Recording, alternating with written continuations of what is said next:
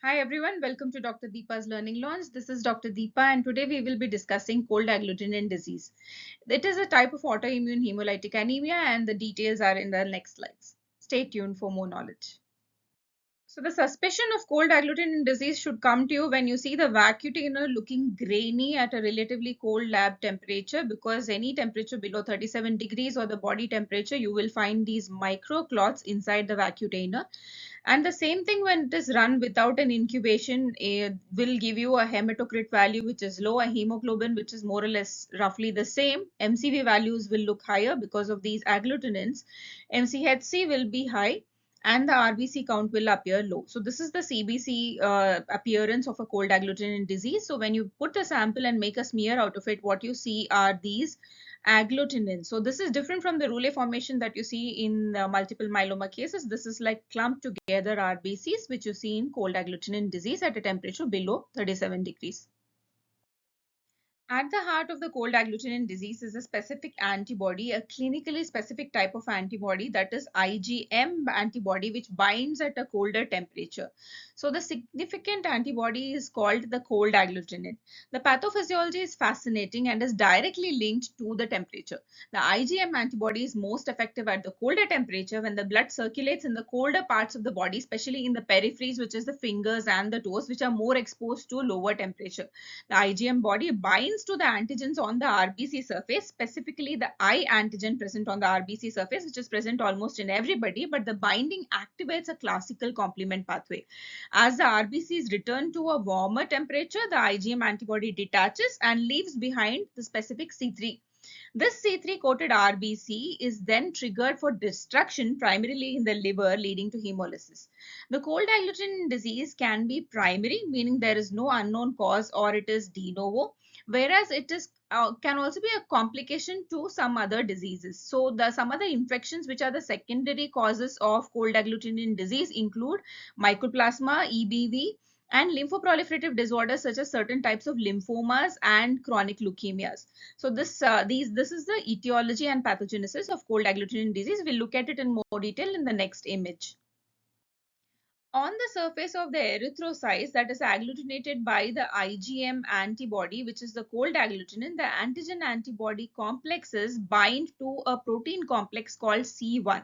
This initiates the complement activation of the classical pathway, and on warming of the central body temperature, the cold agglutinin detaches from these cells and the cleavage of C4, C2, C3 leaves the erythrocytes finally coated with C3b. So once the C3b is coated, it leaves them prone for an extravascular hemolysis at the liver site. So once the extravascular hemolysis is triggered at the liver site, it may also react with C5 convertase. Once it reacts with the C5 convertase, it triggers a terminal complement cascade, which results in the formation of a membrane attack complex, and that can result in intravascular hemolysis as well. So there is a component of extravascular hemolysis and there is a component of the intravascular hemolysis. So this is in detail the pathogenesis of cold agglutinin disease. What is the clinical picture of cold agglutinin disease? The clinical picture of cold agglutinin disease is defined by a dual set of symptoms. One that is related to the anemia itself, which is directly caused by the cold exposure. In this, the patient will experience symptoms of anemia, related fatigue, severe shortness of breath, depending on the degree of RBC destruction. The second, however, which is the hallmark, is tied to the cold sensitivity. The same IgM antibodies that causes hemolysis also causes RBCs to clump together or agglutinate in the small blood vessels, which are exposed in the extremities of the cold. And in these cases, what happens is there is something called an acrocyanosis. You're able to see this picture. This is an acrocyanosis in which the periphery appears blue because the blood vessel has been coagulated by these agglutinates, and there is lack of blood circulation.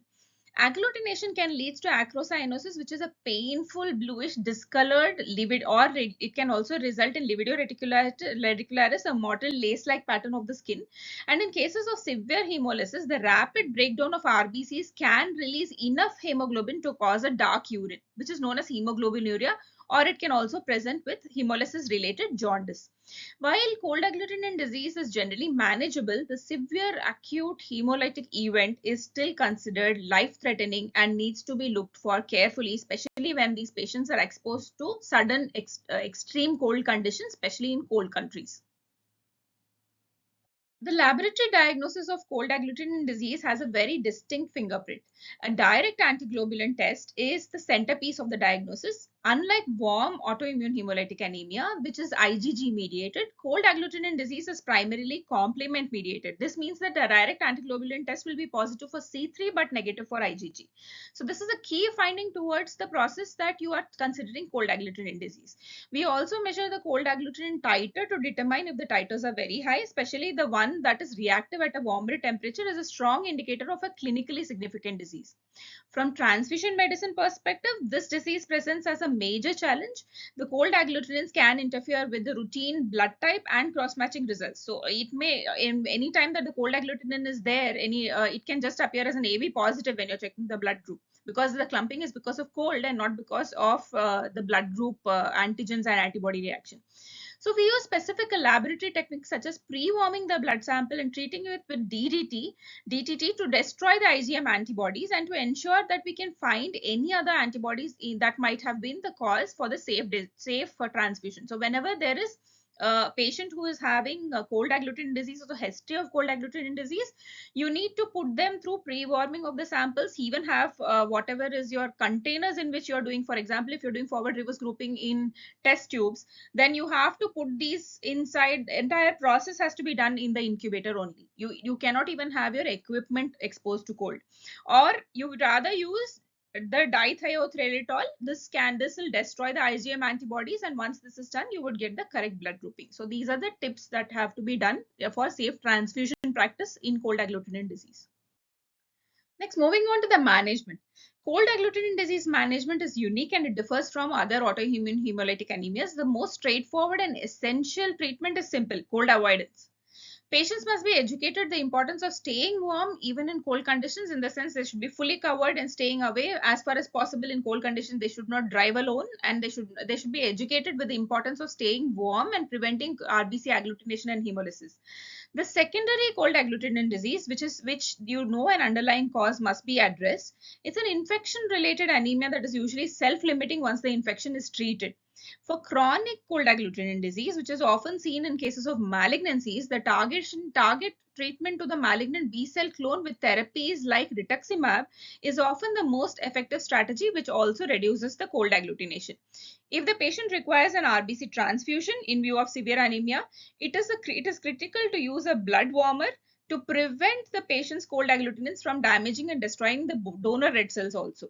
Finally, it is important to know that what doesn't work, unlike other autoimmune diseases, corticosteroids and splenectomy are not effective in cold agglutinin disease. So it is also important to keep this in mind, because it's better not to do less harm. This is because the hemolysis actually occurs at the liver and it is complement mediated, and it is not, spleen is not the site for the destruction. So splenectomy doesn't work. And the therapeutic plasma exchange, however, can be life-saving in very severe cases.